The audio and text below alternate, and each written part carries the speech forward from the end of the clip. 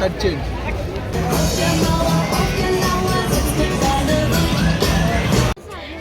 Welcome back. ഇന്ന് ഞാൻ വളരെ എക്സൈറ്റഡ് ആണ് കേട്ടോ. ജർമ്മനിയിലെ ഏറ്റവും വലിയ ഒരു ആഘോഷമായ എർലാംഗൻ ബെർക്കിഷ്വയിലേക്കാണ് ഇപ്പോൾ ഞാൻ പോകുന്നുള്ളത്.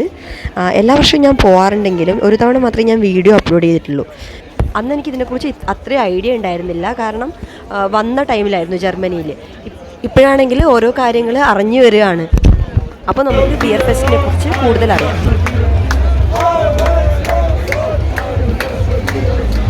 ഇവിടെ എല്ലാവരും സെലിബ്രേഷൻ മോഡിലാണ്. പേര് പോലെ തന്നെ ഇവിടുത്തെ മെയിൻ അട്രാക്ഷൻ ബിയർ തന്നെയാണ്. ഇവിടുത്തെ ലോക്കൽ ബ്യൂവറീസിൻ്റെ കെല്ലറുകളിൽ നിന്നുള്ള ഫ്രഷ് ബിയറാണ് ഇവിടുത്തെ മെയിൻ അട്രാക്ഷൻ. ഈ ഫെസ്റ്റിവലിൻ്റെ ഭാഗമായിട്ട് ഇവിടെ പ്രത്യേക ബവേറിയൻ ട്രഡീഷണൽ ഡ്രസ് കോഡ് ഉണ്ട്. അതായത് ഇവിടെ ബിയർ ഫെസ്റ്റ് ആണെങ്കിലോ ഒക്ടോബർ ഫെസ്റ്റ് ആണെങ്കിലോ ഇങ്ങനെയുള്ള സിറ്റുവേഷൻസിലൊക്കെ മെൻസ് ആണെങ്കിൽ ലെതർ ഷോർട്ട്സ് ആണ് യൂസ് ചെയ്യുന്നത്. ഒരു ബ്രൗൺ കളറൊക്കെയാണ് കൂടുതലും ഉപയോഗിക്കാറ്.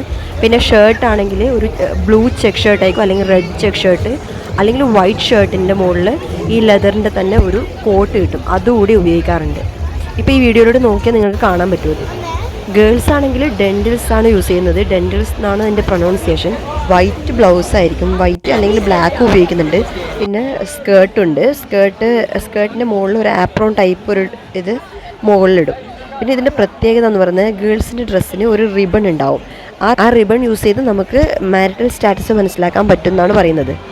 അതായത് ആ റിബൺ ടൈ ചെയ്തിരിക്കുന്നത് ലെഫ്റ്റ് സൈഡ് ആണെങ്കിൽ സിംഗിൾ ആണെന്നും, റൈറ്റ് സൈഡിലാണെങ്കിൽ മാരീഡ് ആണ് അല്ലെങ്കിൽ ഒരു റിലേഷൻഷിപ്പിലാണെന്നും, അല്ലെങ്കിൽ ബാക്കിലാണെങ്കിൽ വെയിട്രസ്സോ അല്ലെങ്കിൽ വിഡോ ആണെന്നും, പിന്നെ ഫ്രണ്ടിൽ മിഡിലാണെങ്കിൽ വിർജിൻ ആണെന്നുമാണ് സൂചിപ്പിക്കുന്നത്. ഇപ്പം നമ്മളിതിൻ്റെ മുകളിലോട്ട് എത്തി. ഇനിയിപ്പോൾ ഇവിടെ നിന്ന് നോക്കിയാൽ റൈറ്റ് സൈഡിലോട്ടാണ് ഫാമിലി ഫ്രണ്ട്ലി ഏരിയ. അപ്പോൾ നമുക്ക് അങ്ങോട്ട് പോവാം. ഇവിടെ കെല്ലറുകളിൽ നിന്ന് കിട്ടുന്ന ബിയർ എന്ന് പറയുന്നത് സാധാരണ റെസ്റ്റോറൻറ്റിലൊക്കെ കിട്ടുന്ന ബിയറിൻ്റെ ടേസ്റ്റ് അല്ല, അതിന് നല്ല വ്യത്യാസമുണ്ട്. നമുക്കൊക്കെ ഇവിടെയുള്ള മെയിൻ അട്രാക്ഷൻ എന്ന് പറയുന്നത് ഫുഡ് തന്നെയാണ്. ഫുഡ് കൂടാതെ റൈഡുകളും ഉണ്ട്. ഫുഡ് ഇവിടെ ജർമ്മനിയുടെ ട്രഡീഷണൽ ഫുഡ് തുടങ്ങി പല വെറൈറ്റി ഫുഡുകൾ ഇവിടെ കിട്ടും. ഇവിടെ ഇപ്പോൾ ക്രിസ്മസ് മാർക്കറ്റ് ആണെങ്കിലും എവിടെ പോയാലും കിട്ടുന്ന ഒരു ഐറ്റമാണ് ഈ ക്രേപ്സ്. ഇത് മൈദ മാവാൻ തോന്നുന്നു. അതിൻ്റെ മുകളിലോട്ട് നമുക്ക് ടോപ്പിങ്സ് ആയിട്ട് ന്യൂട്ടല്ല ചൂസ് ചെയ്യാം, അല്ലെങ്കിൽ സ്ട്രോബെറി, ബനാന, അങ്ങനെ എന്ത് വേണമെങ്കിലും ചൂസ് ചെയ്യാം.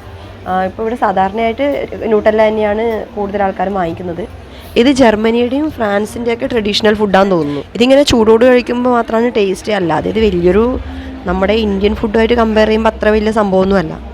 ഇവരുടെ ഫുഡ് എന്ന് പറയുന്നത് വളരെ ഈസി ആയിട്ട് ഉണ്ടാക്കാൻ പറ്റുന്ന കുറച്ച് റെസിപ്പീസ് മാത്രമേ ഇവർക്കുള്ളൂ.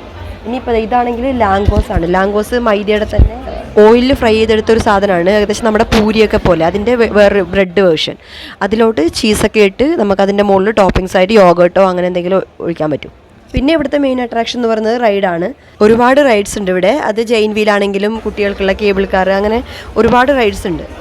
ഈ ഫെസ്റ്റിവൽ തുടങ്ങിയത് 1755 മറ്റോ ആണ്. ഇവിടെ ഒരുപാട് ബിയർ കെല്ലറുകളുണ്ട്. അതിപ്പോൾ അതിലൊന്നാണ് ഇതാ. ഈ വാങ്ങിക്കുന്നത് 1 ലിറ്റർ ആയിട്ടാണ് വാങ്ങിക്കുക. 1 ലിറ്ററിൻ്റെ മഗ്ഗാണുള്ളത്. ഇത് ട്രഡീഷണൽ ജർമ്മൻ ബിയറാണ്. ഇത് ലോക്കൽ ബ്രൂവറീസിൻ്റെ കെല്ലറിൽ നിന്നും ഡയറക്റ്റ് ഫ്രഷ് ആയിട്ട് കിട്ടുന്ന ബിയറാണ്.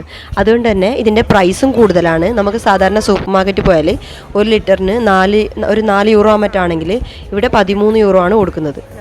വിത്ത് മഗ്ഗാണെങ്കിൽ 18 യൂറോ കൊടുക്കുന്നുണ്ട്. പിന്നെ ഇവിടുത്തെ റൈഡാണെങ്കിൽ നമ്മൾ സെപ്പറേറ്റ് പേ ചെയ്യണം. അതായത് ഒരു 5, 6, 7 ആ റേഞ്ചിലാണ് ഇവിടുത്തെ ഓരോ റൈഡിൻ്റെയും ചാർജ്. ഇപ്പം നമ്മൾ നടക്കുന്ന സമയത്ത് ഓരോ സൈഡിലും ഫുഡ് സ്റ്റാൾ ഉണ്ടാവും. അതിൽ ബവേറിയയുടെ സ്പെഷ്യലായിട്ടുള്ള ബ്രെറ്റ്സല്, ബ്രാറ്റോസ്റ്റ്, അല്ലെങ്കിൽ റോസ്റ്റ് ചിക്കൻ, അങ്ങനെ ഒരുപാട് വെറൈറ്റീസ് ഉണ്ടാവും. അതുകൂടാതെ ഇവിടുത്തെ നൈബറിങ് കൺട്രീസിൻ്റെതായാലും ചുറോസ്, ക്രേപ്സ്, അങ്ങനെയുള്ള ഒരുപാട് ഐറ്റംസ് ഇവിടെ കാണാൻ പറ്റും. അതുപോലെ തന്നെ ഇവിടുത്തെ സീറ്റിംഗ് അറേഞ്ച്മെൻറ്റ് നോക്കിയാൽ മനസ്സിലാവും. വുഡൻ ടേബിളും ബെഞ്ചസുമാണ് ഇവിടെ ഉള്ളത്. അതായത് ഇത്രയും ഈ ഒരു ലാർജ് ക്രൗഡിനെ ഒക്യുപ്പൈ ചെയ്യാനുള്ള ഒരു അറേഞ്ച്മെൻ്റ് ആണ്. ബാക്കിയുള്ള സ്ഥലത്തൊക്കെ സോഷ്യൽ ഡിസ്റ്റൻസ് കീപ്പ് ചെയ്യുന്നുണ്ടെങ്കിലും ഇവിടുത്തെ അറേഞ്ച്മെൻ്റ് എന്ന് പറയുന്നത് ഒരു സോഷ്യലൈസിങ്ങിനെ എൻകറേജ് ചെയ്യിപ്പിക്കുന്ന ഒരു ടൈപ്പിലാണ്. നമ്മുടെ അടുത്ത് തന്നെ ഇരിക്കുന്നത് സ്ട്രേഞ്ചർ ആയിരിക്കും. അപ്പോൾ അത്രയും അടുത്തായിട്ടാണ് ഇവിടെ നമ്മളിരിക്കുക.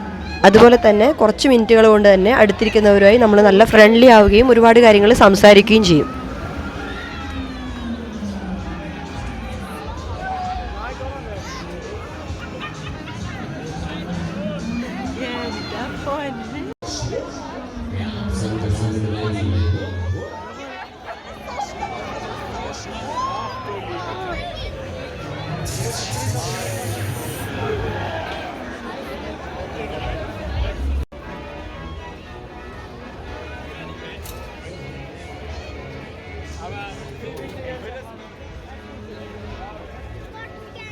പിന്നെ ഈ ബ്രേക്ക്ഫാസ്റ്റുമായി ബന്ധപ്പെട്ട് പ്രധാന ഒരു ഐറ്റമാണ് ഈ തൂങ്ങിക്കിടക്കുന്ന ഈ ഹാർട്ട് ഷേപ്പ് ലേപ്പ് കുഹൻ അല്ലെങ്കിൽ ജിഞ്ചർ ബ്രെഡ്. ഈ ഹാർട്ട് ഷേപ്പിലുള്ള ഈ കുക്കീസ് ഒന്നുകിൽ നമുക്ക് കഴിക്കാനായി വാങ്ങിക്കാം, അല്ലെങ്കിൽ സോവനീറായിട്ടും യൂസ് ചെയ്യാം. പലരും ഇത് വാങ്ങി കഴുത്തിലിട്ട് നടക്കുന്നതാണ്.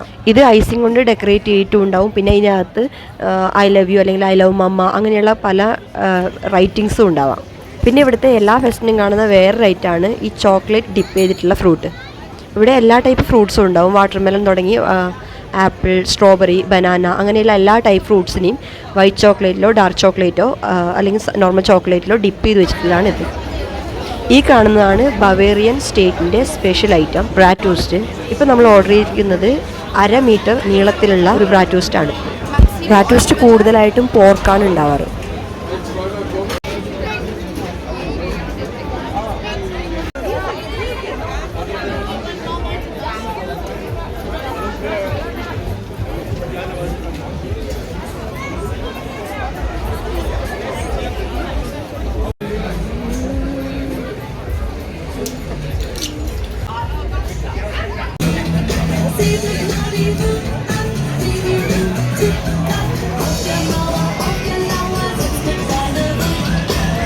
പിന്നെ ഇവിടുത്തെ മെയിൻ അട്രാക്ഷനാണ് ഗെയിംസ്. അതായത് നമ്മൾ നാട്ടിലൊക്കെ കാണാറുള്ള പോലെ തന്നെ, അതായത് ബോൾ എറിയുന്നതോ അല്ലെങ്കിൽ അമ്പെയ്യുന്ന അങ്ങനെയുള്ള പല ടൈപ്പ് ഗെയിംസ് ഉണ്ട് ഇവിടെ.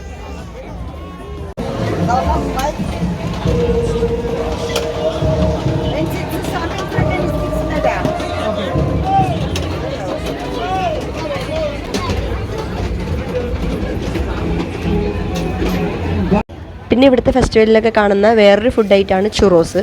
ഇത് നമ്മുടെ ചക്ലിയുടെയൊക്കെ ഒരു സോഫ്റ്റ് വേർഷനാണ്. പിന്നെ ഇതിനെ സിന്നമോനിലോ അല്ലെങ്കിൽ ഷുഗറിലോ ഡിപ്പ് ചെയ്ത് തരും.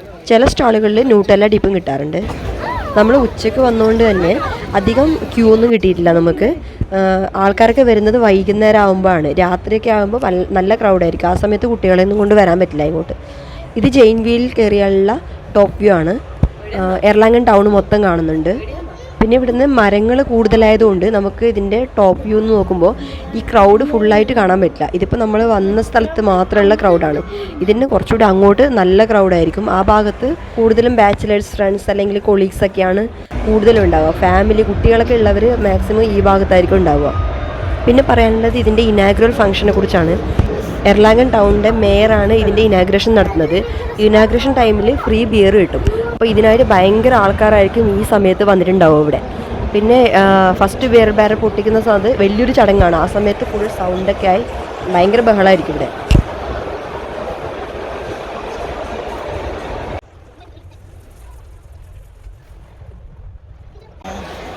ഞാൻ പറഞ്ഞ പ്ലേസ് ഇതാണ്. അതായത് ഇതിന് ഇവിടുന്ന് സ്ട്രെയിറ്റ് മുമ്പോട്ട് പോകുന്ന വെച്ചാൽ ഭയങ്കര ക്രൗഡായിരിക്കും. മാത്രമല്ല കുട്ടികളൊക്കെ കൊണ്ടുപോകുന്നത് വളരെ ബുദ്ധിമുട്ടായിരിക്കും. ഇവിടെ അടുത്തടുത്തായി ഇരിക്കുന്നതുകൊണ്ട് കുട്ടികളെയും കൊണ്ടൊന്നും ഇരിക്കാൻ പറ്റില്ല. പിന്നെ ഇവിടുന്ന് ഇപ്പോൾ നമ്മൾ തിരിച്ചു പോവുകയാണ്. ഇവിടെ കുറച്ച് കുട്ടികളുടെ ടോയ്സൊക്കെ ഉണ്ട്, ബലൂൺസ് അങ്ങനെയുള്ള കാര്യങ്ങളൊക്കെ ഉണ്ട്. പിന്നെ അതുകൂടാതെ ഇപ്പോൾ ആൾക്കാർ വന്നുകൊണ്ടിരിക്കുകയാണ് വൈകുന്നേരം ആയതുകൊണ്ട്. ഇനിയിപ്പോൾ തിരിച്ചു പോകുമ്പോൾ കുറച്ച് ബുദ്ധിമുട്ടായിരിക്കും. പിന്നെ പറയാനുള്ളത് ലീഗൽ ഡ്രിങ്കിങ് ഏജാണ്. ഇവിടുത്തെ ലീഗലി 16 ആയാലും മാത്രമേ ബിയർ കുടിക്കാൻ പാടുള്ളൂ. പിന്നെ സ്ട്രോങ് ആൽക്കഹോളിക് ബിവറേജ് ഒക്കെ ആണെങ്കിൽ 18 ആവണം. അപ്പോൾ 16 ആയിട്ടുള്ള ആൾക്കാർക്കൊക്കെ ഭയങ്കര എക്സൈറ്റഡ് ആയിരിക്കും. അവർ first time fresh beer taste ചെയ്യാണ്. ഫ്രഷ് ബിയറിലൂടെ ആയിരിക്കും ചിലപ്പോൾ അവരുടെ തുടക്കം. പിന്നെ അതുകൂടാതെ പുതിയ ട്രഡീഷണൽ ഡ്രസ്സ് ഉപയോഗിക്കുകയാണ്. പിന്നെ ചിയേഴ്സിനെ പറഞ്ഞ പ്രോസ്റ്റ് എന്നാണ് കേട്ടോ, അത് പറയാൻ വിട്ടുപോയി. അപ്പോൾ ഇത്രയൊക്കെയാണ് ബിയർ ഫെസ്റ്റിൻ്റെ വിശേഷങ്ങൾ. ഞാൻ മാക്സിമം കവർ ചെയ്യാൻ ശ്രമിച്ചിട്ടുണ്ട്. നിങ്ങൾക്ക് ഇഷ്ടപ്പെട്ട് കാണുമെന്ന് വിചാരിക്കുന്നു. ഈ കാണുന്നതൊക്കെ രാത്രിയിലോട്ടുള്ള ഫെസ്റ്റിവലിന് പോകുന്നവരാണ്. അപ്പോൾ വീഡിയോ എല്ലാവർക്കും ഇഷ്ടപ്പെട്ട് കാണുമെന്ന് വിചാരിക്കുന്നു. Thank you, by.